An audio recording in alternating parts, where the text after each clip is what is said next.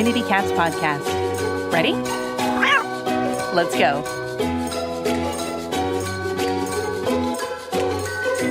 Welcome to the Community Cats podcast.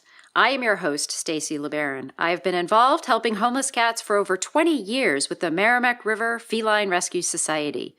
The goal of this podcast is to expose you to amazing people who are improving the lives of cats. I hope these interviews will help you learn how you can turn your passion for cats into action. Today, we are speaking with Blake and Adrienne Kuhre. Blake and Adrienne have started a new 501c3 nonprofit animal welfare and rescue organization. The Furry Foundation is dedicated to caring for abandoned, neglected, abused, injured, and feral animals that find themselves living in public spaces with little to no assistance. Through foster care, the foundation strives for locating the ideal home for animals that are receptive to human contact and affection. For feral animals that are not receptive to human contact and affection, the foundation aims to assist with TNR, on-location care, and shelter wherever possible. Their first location is the Recoleta Cemetery in Buenos Aires, Argentina. As the most visited attraction in Argentina's capital city, Recoleta Cemetery has been home to a colony of approximately 30 cats for nearly 20 years. The documentary short, Guardians of Recoleta, tells this powerful story by educating and impacting audiences while providing a call to action for past, current, and future visitors and residents. Here at home in the United States, the Foundation practices and advocates education, TNR, rescue fostering throughout the communities of South Los Angeles. Blake and Adrienne, welcome to the show. Thank you for having us. Yeah, thank you so much. It sounds like you have a plate full of activities going on right now, but how did you get started? We first visited Buenos Aires, Argentina, I believe it was 7 or 8 years ago, and we noticed all these beautiful cats at the Recoleta Cemetery, and they were healthy and happy and friendly. And we were wondering, how is it possible that these cats are there and they seem normal? They're not skinny, they're not ailing, they're pleasant, they come up to you. So we left, and then we decided to go back 6 or 7 years later to figure out the story and who's taking care of these cats and why. That's what really sparked our idea for Furry Foundation, because we saw the way things were being done in Argentina, which is quite different from what we do in the U.S. They weren't throwing these animals in a shelter. They were tending to them in the environment that they're in and accepting it and allowing it. And the cats are really an attraction at the cemetery, and people love to go there and see them, and they provide comfort during sensitive times. It's not a practice we're used to in the U.S., but we know it's one that can work. And we know that in Los Angeles, it can especially work because there is so much space and there's so many people that are willing to help animals. So we took that idea and we brought it back to the U.S. Blake, when you were down there, were you equally as impacted? Oh, absolutely. Yeah, it was something that for us, we were just like any other tourist initially when we first visited. And we were so taken by these cats that we didn't act upon it our first visit. As Adrienne said, it was something that was in the back of our minds, though, for many years. And it didn't leave us. And we had this tremendous amount of guilt sort of build up over the years that we just never have encountered anything like this before. And when we had a friend of ours who mentioned that he was going to go back to Buenos Aires and see some of his family, we asked him, hey, while you're there, would you mind checking on these cats that are in the Recoleta Cemetery? Because when we were there, they were just so incredibly friendly and they're part of the experience. He's like, yeah, sure. So he reported back, hey, they're still here. And not only are they still here, but they're also all over social media now. If you were to go and look at Recoleta Cemetery as a location, like say on Instagram or Twitter, you would be able to pull up, hundreds and hundreds of pictures, if not thousands of cats over the years of people interacting with them, posing with them. And it's not something that's officially a part of the attraction. It's not listed really in anything, but we had part of our experience that we tracked down all the reasons why and who's in charge of this and who helps maintain it. We realize that it is sort of unofficially condoned, which is a great asset for us to sort of as a great learning experience. It was a great cultural exchange because on the one hand, you see how things are done in another country. They're doing better. I mean, can you imagine if you were walking around, like, let's say a landmark in the U.S., like the Washington Monument, and there were cats, there were feral cats everywhere, but you could tell they were healthy for the most part. They were taken care of. And they're sort of part of the experience. They're there. As Adrienne said, though, it's one of the things, though, as a culture, we do tend to round them all up and put them in a shelter and not let them coexist. So we knew that was a great opportunity to share with the audience to see that this is something that can't work and that we want to find out how it works and try and make that happen and become a reality in other places too. You say here that about 30 cats are at the cemetery, and it's been that way for about 20 years.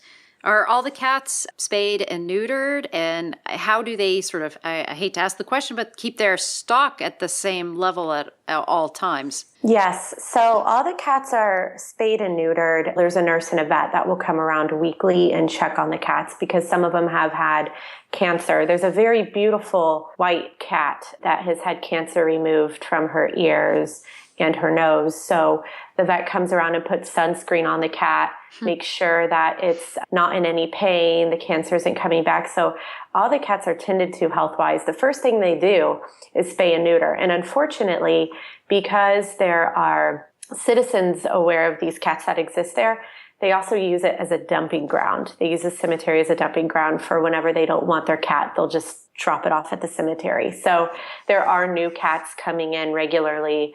And as soon as that's noticed, the cat is spayed and neutered if it hasn't been already so that it's not adding to the problem. And then there are some that are pretty adoptable and they work to get those cats adopted out. But then there's some that are just better off living their life there at the cemetery. You talk about sort of the attitudes around free roaming cats in Argentina. The cemetery sounds like it's a prime example of a really well-run project, but yet you are still saying that there's the opportunity for dumping. Is TNR prevalent all across Argentina, or is it very variable? It's been variable, but they have picked up their community services. They now have a mobile service. It's a mobile clinic providing mobile spay and neuter to citizens in the Buenos Aires area. So we've seen a pickup, which is great, but unfortunately, you're always going to have people that don't know the proper way to release their animal when they decide they no longer want it. And there aren't as many of those services. There aren't as many rescue groups like there are in the States to take those animals in. So people don't have a place to go. And unfortunately, they just dump them where they know that they'll be tended to. Blake, if you can tell me a bit about how you came up with the idea to do a documentary about the cats of Recoleta. Well, this was something that I just felt more people need to be aware of and they need to see. And it really came to me as a sort of a movement because it's more than just a documentary. And it was something that we had to do. I had to have Adrienne's help too. It wasn't just going to be only me.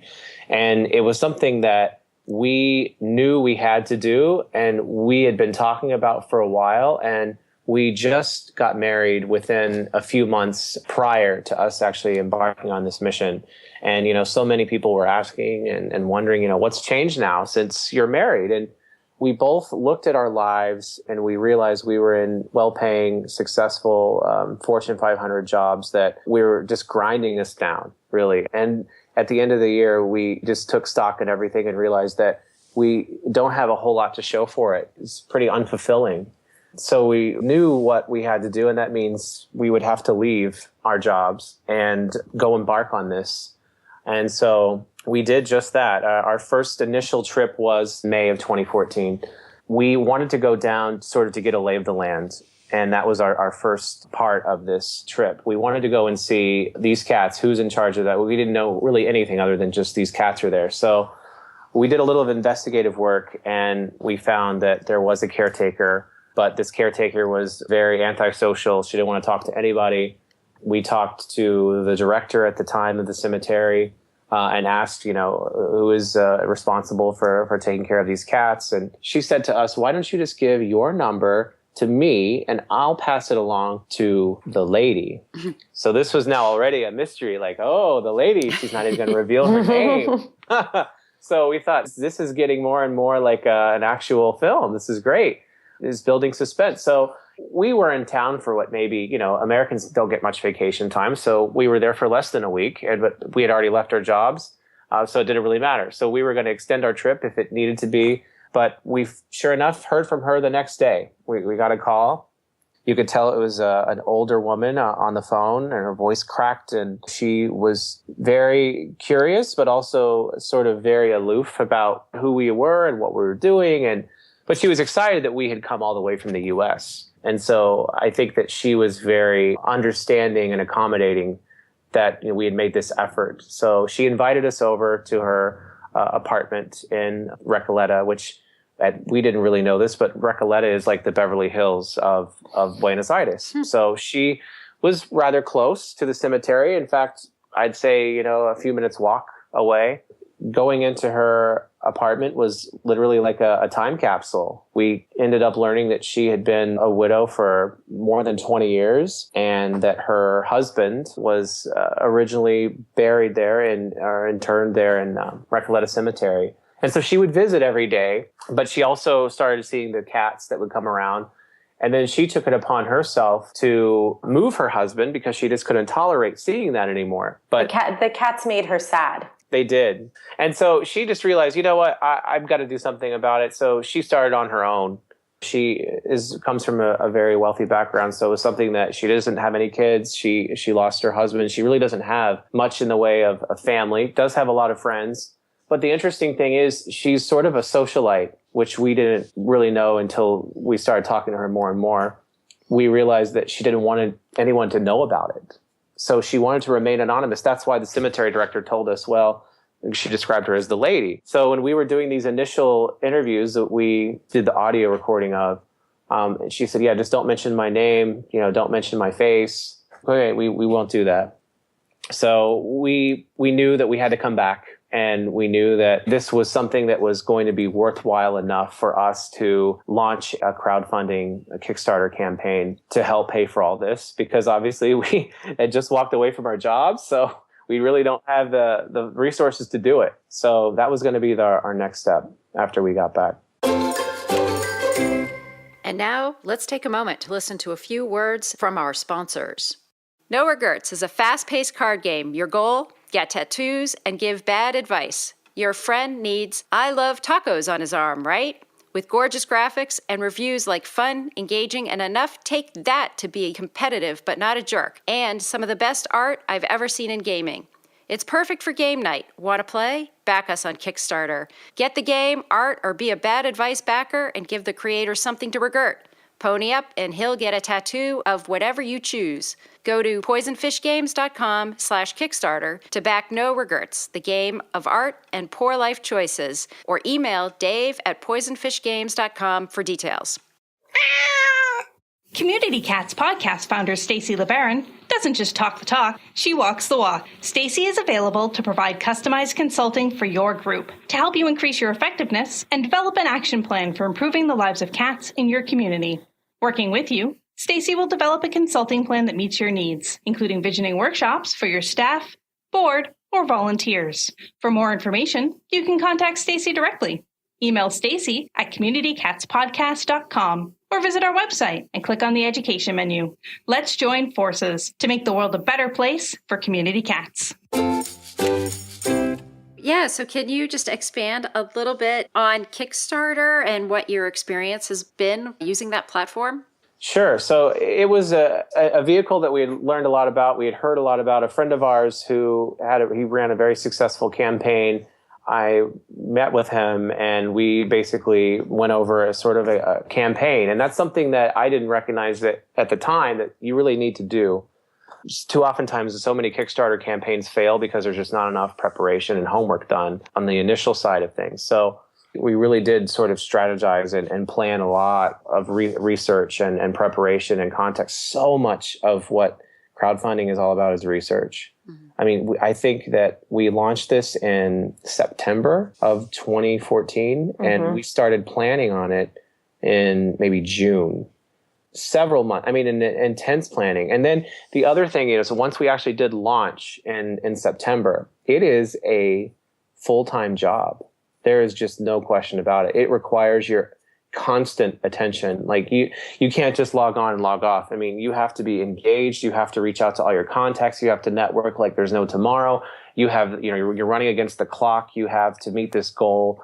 Or, for us, we chose a 30-day calendar. And then we knew if we didn't get it, we wouldn't win any money and wouldn't be able to do this project at all. So we realized that, this was something that it finally ended up being successful, which we are really happy about. We ended up picking up a great executive producer who has done a lot of reality programming and has been very successful in that. And he helped fund us along with a lot of other connected members of the community, especially the ones that the story really surrounds. A woman from Chicago. She did the same thing we did. She visited many years ago, and she was so taken by the cats that she actually rescued 6 of them and brought them back to Chicago from the cemetery with the lady's permission, right? So she knew her as well. And then these 6 cats ended up being fostered and adopted out. And all of them survived the trip. But then when we finally ended up shooting and we went back after the crowdfunding campaign in November of 2014, we realized that we made a trip down to Buenos Aires.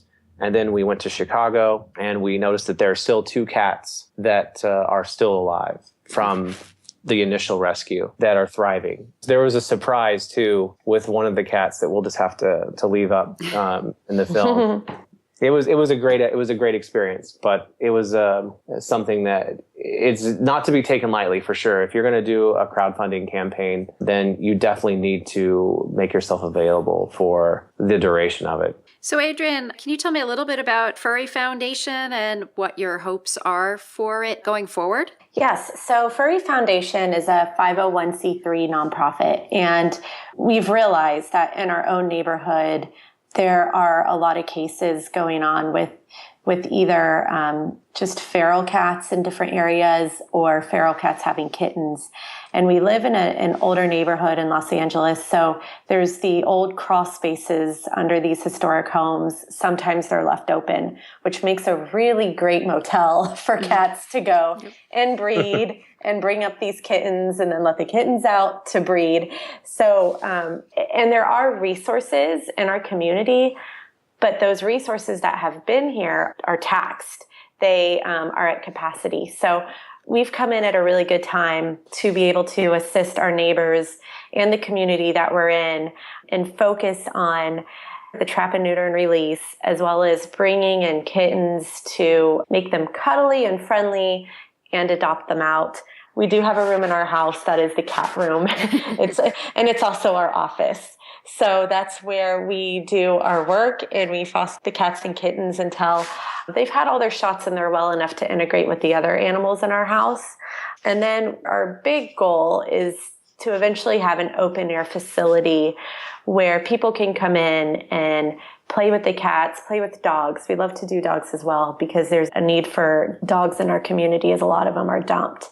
So we'd love to have an open air facility, which we can do education, do free courses for dogs, work through behavior issues with people's pets before they either dump them or give them to a shelter. We feel that it all starts with education. And we've noticed that in the projects that we've assisted on locally, that a lot of people just don't know what to do. And they think that, oh, there's this cuddly kitten, I'm going to keep it. But they don't know that that kitten has been out on the streets for X number of days or weeks, and it needs proper medical attention and care. If it hasn't been weaned, then you have to bottle feed it or hand feed it. And so education is really important. And also letting people know that if the bottom of your house is completely open, then that situation is going to keep occurring. So if we could be better on the educational side, then I feel that we can prevent a lot of these issues from happening. And then when the issues do happen, we're able to intervene and assist and trap, neuter, and release the cat back into its area if it's not friendly enough to be adopted, or if we just can't work with it, it's too feral, or we take the cat in, we socialize it, and we adopt it out. And same with the kittens. Kittens are hard for some to bring in because they do require a lot of work. They're baby cats. You have to hand feed them. You're having to clean up messes for some time, for about 6 weeks. But then once they get past that 6 weeks, you've socialized them. So you're completely confident that whatever home they go into, they're going to be fine because they've been around people, they've been around other cats of various ages. So we know that they're going to integrate well wherever they go. Blake, if someone's interested in seeing the documentary or finding out more about the Furry Foundation, how would people find those links? Well, currently, the Guardians of Recoleta is in film festivals. It's in the submission process. We still don't know whether or not where our world premiere is going to be just yet, because so many of these occur in the springtime usually. Furryfoundation.org is our website, and there's a link there too to our Facebook page, which is easily found just by searching Furry Foundation. The website is great. It's sort of a landing page at the moment though, but we're really finding out that Facebook has been more of a outreach tool and awareness tool that's helped us out quite a bit. And Adrienne, is there anything else you'd like to share with our listeners today? I did see a question on your email about if someone comes in contact with a feral cat, what to do. And there's a process that Blake and I use whenever we're in a rescue situation and we're trying to figure out if the cat is very feral or if it's more on the friendly side. And I hold out my hand with my knuckles facing forward, but my hand is very limp, almost like a prince is going to grab your hand and kiss it. So I hold that out, and that just shows the cat that you're disarmed, that you're not going to harm them. If you close your hand and make a fist, or you turn your hand out, they may think you're going to strike them or grab them. So I hold my hand out with my knuckles facing the cat, very limp. And if they gradually come your way and sniff your hand and rub against it, then you probably have a friendlier cat. But if they crouch back or show any behavior that hints that they're scared or frightened, then they're most likely feral, and that's a case in which you would need to trap the cat. But even now, we have one of our resident rescues that was taken back to the shelter twice. We've had him for 2 years now, and he still doesn't feel fully safe. We don't know what he went through. So there are times when he's looking at you and he's unsure if he wants to approach you. But when I hold my hand with the knuckles facing him and it's limp, he always comes up because he knows that he's safe and we're not going to hurt him. But that's just a good process to use. And I would recommend, if a cat is very feral, never approach it. It's just going to make the situation worse. Most likely it won't attack you. But if you're trying to capture the cat, it's going to be more scared of you and the surroundings that it's in. And adding to that, if you get past the hand test and it allows you to get closer to it, we learned from one of the organizations in Buenos Aires that does a lot of TNR that actually helped us out quite a bit, Hace Feliz un Gato, which is Make a Cat Happy.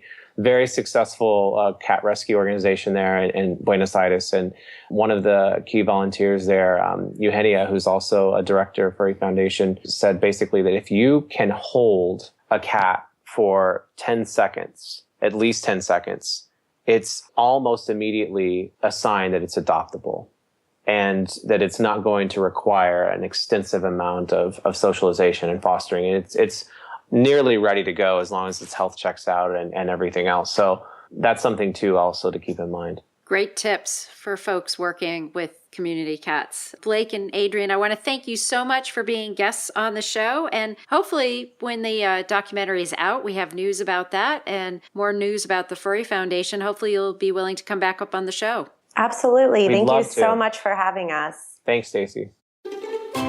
Thank you for listening to the Community Cats podcast. I would really appreciate it if you would go to iTunes and leave a review of the show. It will help spread the word to help more community cats.